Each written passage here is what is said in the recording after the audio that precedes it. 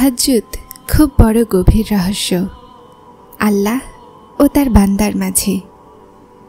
আর একে রহস্য হিসেবে রাখার জন্যই আল্লাহ তাহাজ্জুদের ওয়াক্তকে তখন বানিয়েছেন যখন পুরো দুনিয়া শান্তির ঘুমে বিভোর হয়ে যায়। আর তারপর আল্লাহ তাদেরকে ডাকার জন্য প্রথম আসমানে আসেন, যারা তার সাহায্যের জন্য নিজের ঘুম ত্যাগ করে, এমনকি যারা এই বেদনায় ঘুমাতে পর্যন্ত পারে না। সাধারণত আমরা ভাবি যে আল্লাহ যদি সবার অন্তরেই থাকে, তাহলে তিনি এটা কেন বললেন যে আমি রাতের শেষ প্রহরে প্রথম আসমানে এসে ডাকি, আছো কেউ চাওয়ার যাকে আমি দিতে পারি? আছো কেউ আমাকে ডাকার যার ডাকের আমি জবাব দিব? এরকম আল্লাহ এজন্য বলেছেন তোমাকে যেন তুমি তাহাজ্জুদের গুরুত্ব জানতে পারো। সাধারণ নামাজের মাধ্যমে তুমি আল্লাহ পর্যন্ত যাও, কিন্তু তাহাজ্জুদের নামাজ হলো সেই নামাজ যার মাধ্যমে আল্লাহ নিজে তোমাকে তার কাছে নিয়ে আসেন। তাহলে বিশ্বাস রাখো, তোমাকে খালি হাতে ফেরানোর জন্য তো তিনি এই নামাজ তৈরি করেননি। যখন তুমি আল্লাহর ভালোবাসায় আল্লাহর জন্য পছন্দের কাজ করো, তখন তিনি তোমার ভালোবাসার জন্য তোমার প্রিয় জিনিসগুলো তোমাকে দেন। নিশ্চয়ই উনি বারবার রহম করেন তার বান্দাদের। তাহাজ্জুদ আল্লাহর পছন্দের নামাজ।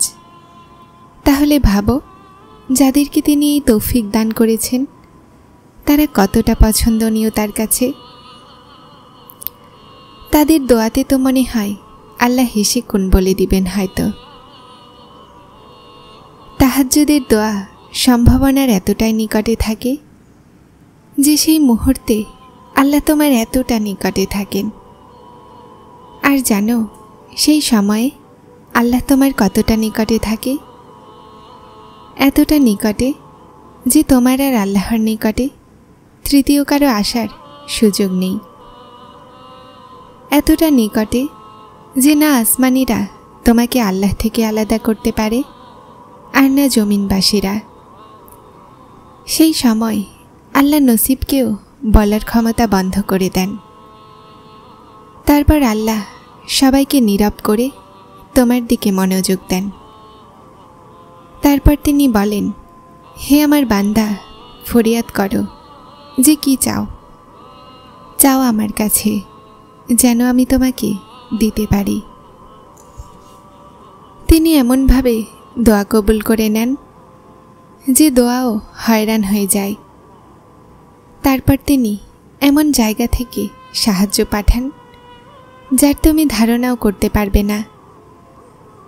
তারপর তিনি তোমার চাওয়াকে এমনভাবে নসিবে লিখে দেন যে যা তোমার নসিব থেকে কখনোই আলাদা হবে না।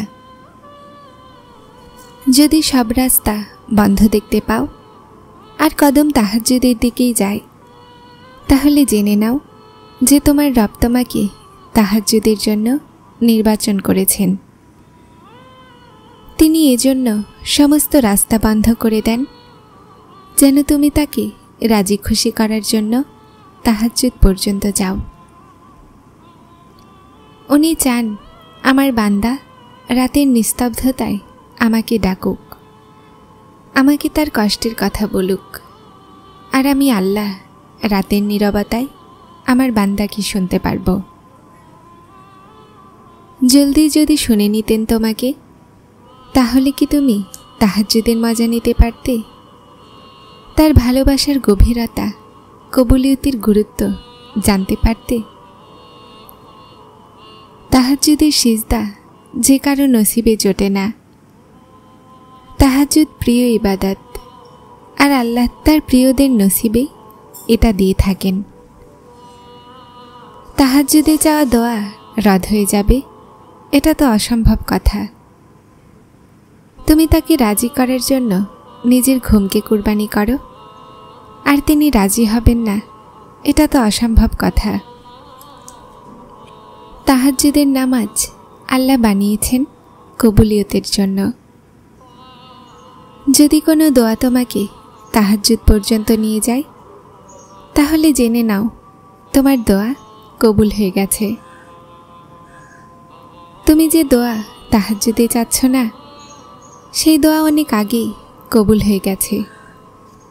দেরি তো এজন্য যে তোমার তার কাছে দোয়া করা যেন জারি থাকে এজন্য। তাহাজ্জুদ সেই নামাজ যার কথা রাসূলুল্লাহ সাল্লাল্লাহু আলাইহি ওয়াসাল্লাম বলেছেন, যদি কেউ শুধু এই নামাজ পড়ার নিয়ত করে ঘুমিয়ে যায় আর যদি সে টের না পায়, তাহলে সে ঠিক তেমনই সওয়াব পাবে যেমন সওয়াব সে নামাজ আদায় করলে পেত। যেই নামাজের শুধু নিয়ত করারই এত ফজিলত, তাহলে ভাবো যে তোমার সিজদায় কত কি করতে পারে। অসম্পূর্ণ কাহিনী তো আল্লাহ তাহাজ্জুদের জন্য রেখেছেন, যেন তুমি আসো, তাকে রাজি করো আর তোমার চাওয়া জিনিসটা পেয়ে যাও। যখন তুমি তাহাজ্জুদের ওয়াক্তে তোমার ঘুম ত্যাগ করে আল্লাহকে এটা বলার জন্য সিজদায় যাও যে ইয়া আল্লাহ, আমি আপনাকে ভালোবেসে ফেলেছি, তখন আল্লাহও জবাবে বলেন যে আমি তোমাকে তোমার চেয়েও বেশি ভালোবাসি। তারপর এই ভালোবাসা তোমাকে কবুলিয়তের এমন জায়গায় নিয়ে যায় যে তুমি ভাবো এটা তো কখনো হওয়ার নয়।